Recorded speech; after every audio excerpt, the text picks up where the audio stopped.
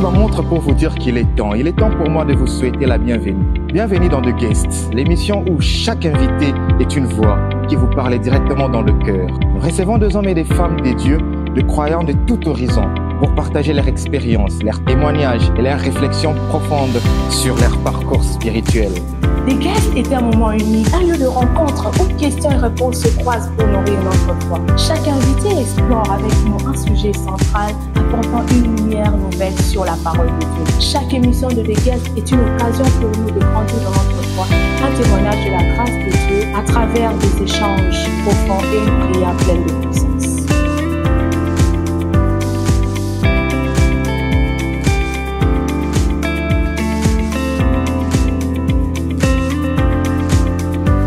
Rejoignez-nous à chaque nouvelle émission pour un voyage spirituel et unique. Laissez The Guest vous guider dans la prière, la méditation et la réflexion. Que Dieu vous bénisse.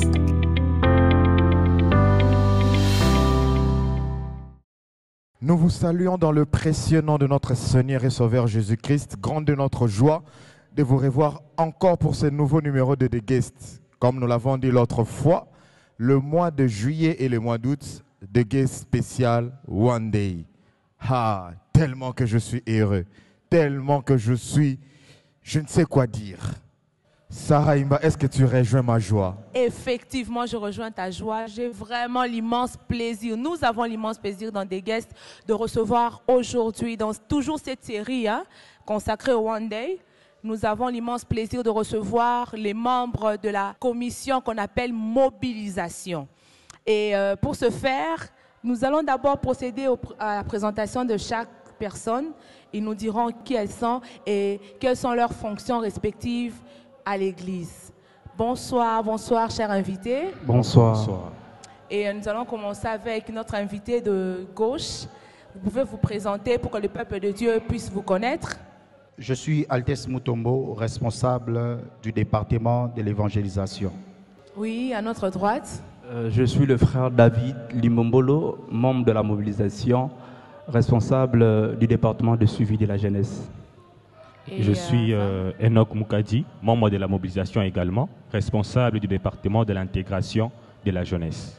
La première question s'adresse à Papa Altesse. D'emblée, d'abord, nous vous disons merci d'avoir accepté notre invitation. Merci. Et merci. La première question s'adresse à Papa Altesse. Pour vous, que veut dire mobilisation? Merci pour la question. Pour être beaucoup plus pratique, la mobilisation fait appel à l'action.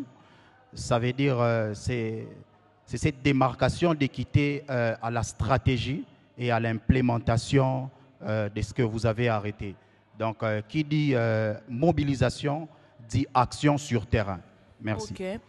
Et par rapport à cette définition, vous pouvez nous dire vraiment, Président David, en quoi consiste le travail de la mobilisation à l'Église?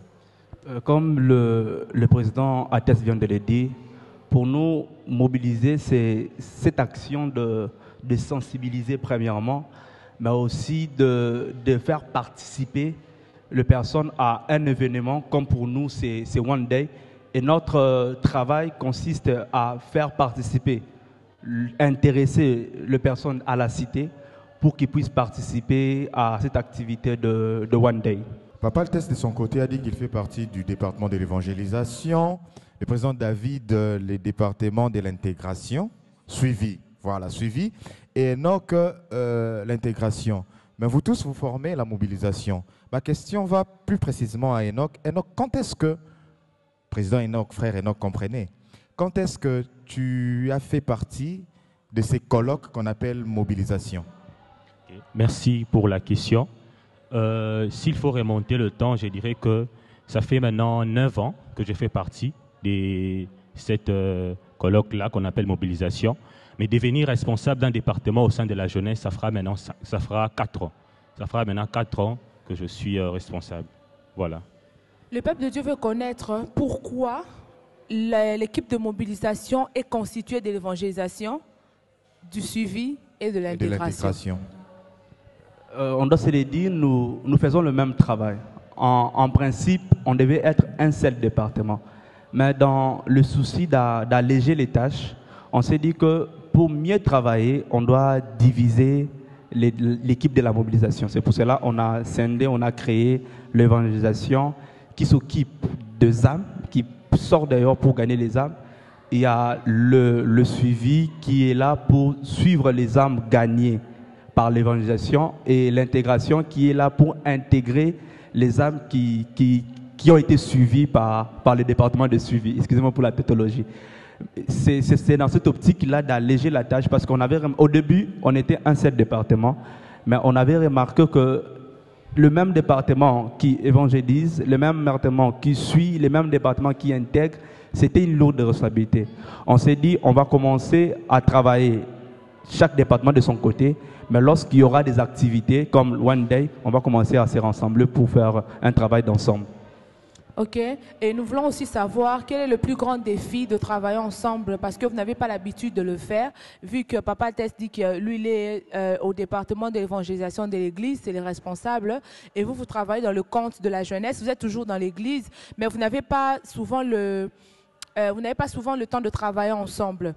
L'occasion en fait de travailler ensemble, mais pourquoi est-ce que vous devez vous mettre ensemble pour travailler par rapport à cet événement qui fait objet de notre émission?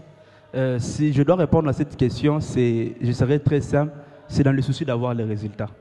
Vous savez, en étant seul, la jeunesse travailler seule, les résultats seront toujours différents lorsque la jeunesse travaille avec la grande église. Et dans le souci d'avoir les résultats, on s'est dit, on doit travailler ensemble pour avoir les résultats. Papa Altesse, vous pouvez ajouter quelque chose? Pourquoi avoir fait appel aussi aux jeunes? Vous ne pouvez pas vous contenter du département de l'Église. Pourquoi intégrer aussi les jeunes dans ce travail? Non, bien sûr, les jeunes ce sont là neufs, ils sont dynamiques. Ils vont amener cette dynamique-là pour nous prêter main forte sur terrain. Et nous pensons que la réussite, c'est cette symbiose de notre département et le département de la mobilisation. Dans le même ordre d'idée, comme a dit ma consoeur Sarah Imba, j'aimerais savoir dans ces colloques qui est la mobilisation. Pouvez-vous nous dire chacun vos rôles précis dans, je ne sais pas si je peux appeler ça département, colloque, qu'on appelle aujourd'hui mobilisation? Merci beaucoup pour la question. Si je dois répondre à cette question, je vais répondre à cette question sous deux volets. Le tout premier volet que je vais aborder, c'est, je vais dire, le volet administratif. C'est-à-dire que, excusez-moi, le département que dirige le responsable Altesse, il est comme le représentant de tous les départements de la mobilisation. C'est-à-dire, lorsque nous sommes ensemble, c'est celui qui nous représente même au niveau de l'Église. C'est le rôle qu'il joue. Et nous sommes là pour implémenter ou exécuter la vision qu'il apporte. Mais sur le point technique, sur le point du travail, je peux dire le rôle, c'est différent après avoir accompli le travail. Dans le sens où, lorsque nous sommes ensemble, on descend d'abord, on évangélise ensemble, on fait tout ensemble. Mais après avoir gagné les âmes, c'est là maintenant qu'il y aura une démarcation. C'est là maintenant que le département d'intégration intervient. C'est là maintenant que le département de suivi intervient. C'est-à-dire qu'après l'évangélisation, c'est le département de suivi qui va prendre les relais. Maintenant, suivre les personnes à la maison, leur motiver encore les chemins qu'ils ont choisi de continuer. Lorsque ces personnes commenceront à venir à l'église, c'est là maintenant qu'intervient le département d'intégration. Le travail d'évangélisation, c'est de faire de ces personnes de croyants. Le travail de suivi, c'est de faire de ces personnes des disciples. Mais le travail de l'intégration, c'est là, au-delà d'être disciple, mais de commencer maintenant à servir Dieu dans un département. C'est un peu ça. Frère Enoch. Même si mon dévancier a presque tout dit, mais je vais ajouter quelque chose et je vais rebondir sur le point administratif. Et là, j'aimerais ajouter un petit rien. Vous savez, il y a ce qu'on appelle le mental. Et le mental, c'est par rapport lié au leader. Et vous savez, lorsque vous êtes leader, vous dirigez une équipe, lorsque vous dites à cette équipe, voilà la vision qu'on va faire, la vision qu'on a, voilà, on va suivre cette démarche, on va faire ça, on va faire ça. Les personnes que vous dirigez auront cette facilité de vous suivre et se dire que voilà, on va essayer de nous impliquer par rapport à la vision qui était communiquée par le leader. Et c'est par là que le rôle aussi se départage. Pourquoi? Parce qu'on s'est dit, si et seulement si on laissait notre représentant, Papa Altesse, lui seulement venir dire voilà ce qu'on aura à faire, on va descendre sur le terrain et faire le travail. Peut-être que les ouvriers que nous dirigeons n'auront pas cette facilité-là de dire voilà, on a un travail à faire, descendons et travaillons pour One Day. Mais lorsque c'est vous, leur leader, qui leur dites non, impliquons-nous pour le travail, alors ils vont s'impliquer et se dire alors on va travailler. Voilà. Les représentants Papa Altesse, parce que là, même dans leurs réponses, nous attendons beaucoup plus Papa Altesse, Papa Altesse. Papa Altesse, en conclusion de la question. En tout cas, ils ont bien dit, ils ont tout dit, mais je pense que le rôle que nous devons jouer pendant cette activité, mais aussi dans le cadre de la mobilisation, c'est vraiment de la coordination en fait. La manière de coordonner les choses jusqu'à arriver au bon résultat. C'est ce que je peux rajouter. Vous êtes assez nombreux à nous suivre, à nous féliciter et même à nous critiquer. En tout cas, c'est les bienvenus et c'est ça qui est en train de nous forger. N'oubliez pas de partager, de commenter. Là, je suis en train d'entendre une personne derrière la caméra qui se pose la question, mais émission où est les cacahuapi? Oui, parce qu'il y a des gens qui nous suivent en toutes les langues, français, anglais, lingala et tout consort. Nous sommes sur les réseaux sociaux, Facebook, vous allez juste cliquer Église évangélique Elim. Mais sur YouTube, il y a un petit changement parce que sur YouTube, vous allez juste répondre Église évangélique Elim en ajoutant TV à la fin. Essa-Raimba. Et vous pouvez aussi nous suivre sur TikTok, c'est ça? Oui, nous sommes aussi sur TikTok, toujours Église évangélique Elim. Et nous espérons vraiment que vous allez liker, partager surtout ces vidéos pour mobiliser encore un grand nombre de personnes à nous suivre. Nous continuons toujours dans notre émission, nous sommes toujours dans cette suite. Nous voulons savoir, Papa Altesse, il y a une particularité de travail cette année par rapport aux autres années, c'est laquelle? Effectivement. La particularité de cette année, c'est que c'est à l'extérieur de nos quatre murs. Nous allons sortir un peu de nos cadres habituels pour vivre une nouvelle expérience. Je crois que le Seigneur nous fera énormément du bien. Merci. Cette question, je m'en vais à vous poser, vous deux. Selon vous, quel est l'objectif principal pour la mobilisation cette année, puisque Papa Altesse vient de dire que la différence ou la spécificité, cette année, c'est le plein air. On le fera en plein air. Quel est l'objectif spécifique de la mobilisation pour cette année? Si je dois répondre à cette question, je dirais, comme une équipe de la mobilisation, la particularité, c'est le salut des âmes. L'objectif principal, c'est qu'un grand nombre soit sauvé. Mais si maintenant on doit aller en termes de statistiques, parce que le département de la mobilisation est un département qui travaille avec les chiffres. Et nous, si on doit aller dans les chiffres, nous on s'est dit, par la grâce de Dieu, nous voulons au moins, en termes des âmes gagnées, au moins avoir au moins 500 âmes gagnées. Et c'est ça, la particularité première, l'objectif premier, c'est d'attirer un grand nombre, mais qu'il y ait vraiment le salut des âmes. Mais en termes de chiffres, nous voulons au moins 500 âmes. C'est ça. Et toujours dans cette optique, dans cette même optique, nous voulons savoir qu'est-ce qui change au fait dans votre mobilisation, sachant que l'événement s'est toujours fait dans nos quatre murs. Maintenant, cette fois-ci, c'est en plein air. Maintenant, qu'est-ce qui change au fait dans votre manière, dans vos stratégies habituelles? On ne change pas l'équipe qui gagne. C'est que si on va utiliser la même stratégie, mais d'une manière amplifiée. Parce que la chose qui change, je peux dire, c'est notre façon de voir les choses. Lorsque nous organisons le One Day, la semaine évangélique à l'église, on peut se dire, on vise un nombre à peu près tel nombre. Mais lorsque nous sommes au terrain, le terrain est vaste et on doit se dire qu'on doit faire plus ce qu'on fait à l'église. C'est un peu ça. Président Enoch, frère Enoch, donc comprends-moi papa, je vais t'appeler président, frère, c'est seulement la même personne.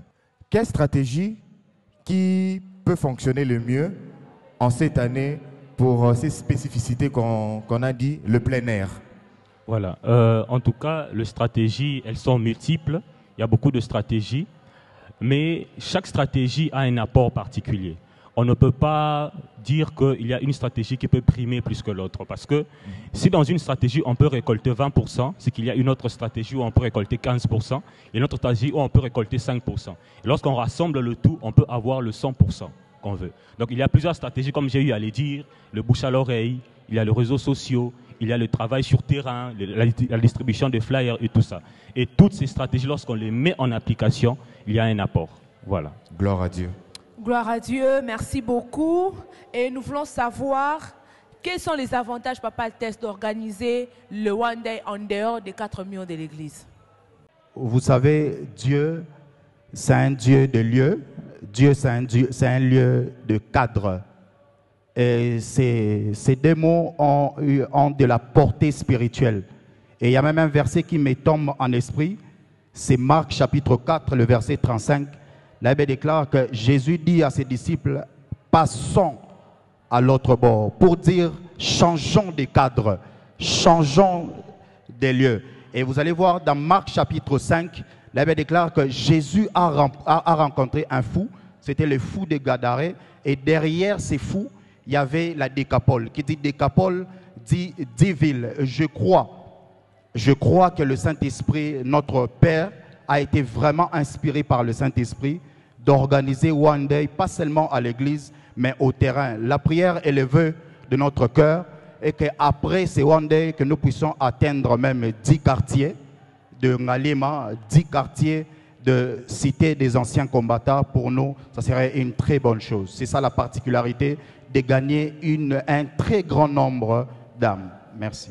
Ok, Président Enoch, vous avez des choses à ajouter par rapport à ça? Oui, effectivement, j'ai quelque chose à ajouter. Et j'aimerais aussi épingler un passage. Lors de la descente du Saint-Esprit, il y a quelque chose qui s'est passé, en détail, qui m'a toujours beaucoup plu.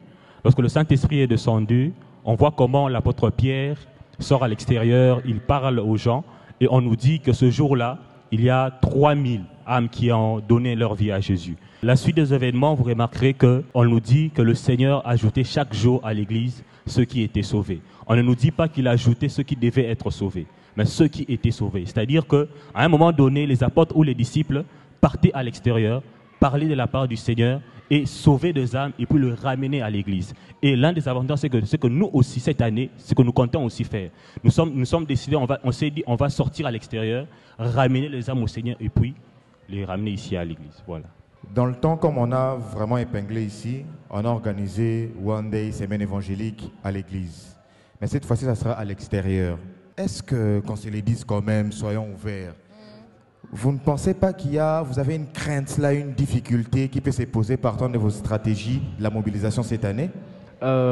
Pour être sincère, oui. Pourquoi? Parce que les défis, nous, particulièrement la mobilisation, c'est les défis du nombre.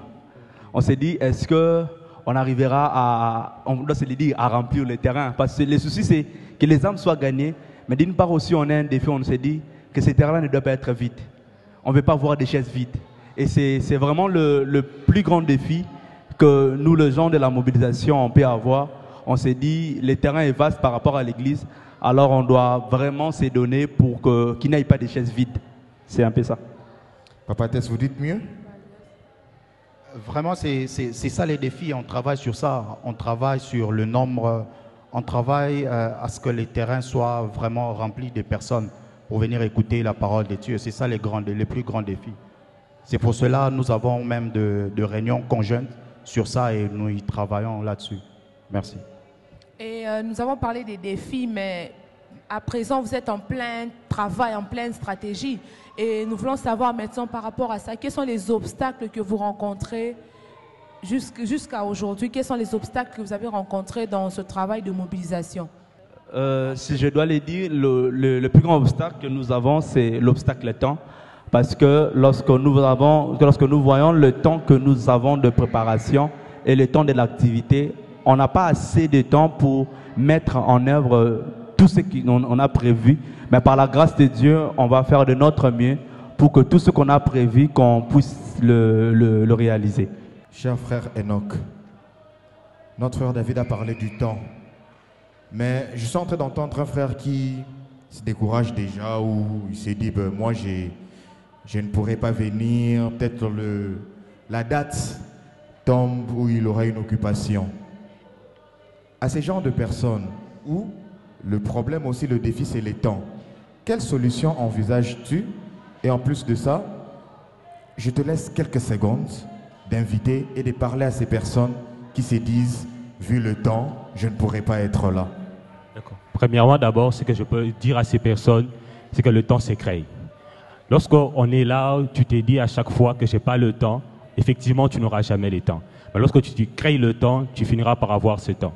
Et la deuxième des choses que je peux ajouter, c'est que même si tu ne peux pas te présenter sur le lieu, mais tu peux au moins nous suivre sur les réseaux sociaux parce que nous sommes là sur YouTube, sur Facebook.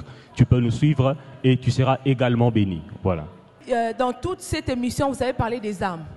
Qu'il faudrait que les âmes puissent venir, qu'il faudrait qu'il y ait beaucoup de gens. Et nous voulons savoir, et ceux qui sont malades, les captifs et consorts, ne font pas partie de votre mobilisation? Bien sûr, bien sûr, bien sûr. C'est pour eux aussi. Parce que les saluts, dans les saluts, c'est une totalité, c'est tout un package.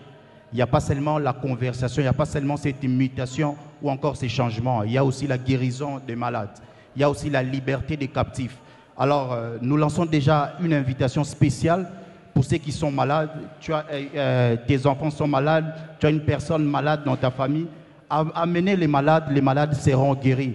Jésus-Christ est le même hier, aujourd'hui et éternellement. Son onction est là et je crois fermement que nous soupirons après ces genres de moments de guérison et de témoignages instantanés.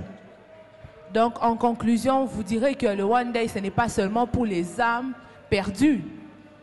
Oui, exactement, parce que la Bible déclare que Jésus allait de lieu en lieu, faisant du bien, guérissant ceux qui étaient malades, délivrant ceux qui étaient sous l'emprise du diable.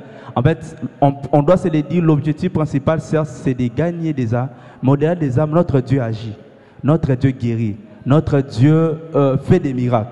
Et nous croyons, au-delà de plus grands miracles qu'il y a, c'est la conversion. Mais nous croyons que Dieu peut guérir.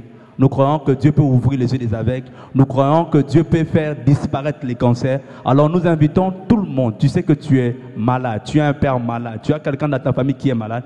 Nous croyons que notre Dieu agit. Quand la Bible déclare, il est le même, hier, aujourd'hui et éternellement. Vous venez de tomber sur cette vidéo. Peut-être vous vous inquiétez, vous vous dites, je suis tombé sur cette vidéo en retard. Ne vous inquiétez pas parce que cette vidéo se retrouve sur nos réseaux sociaux. Facebook, Église évangélique Elim, et sur YouTube, Église évangélique Elim TV. Nous sommes déjà en train de chuter, déjà nous sommes en train de finir. Comme dit le monde, les bonnes choses ne durent pas, Sarah Imba. Effectivement, les bonnes choses ne traînent pas.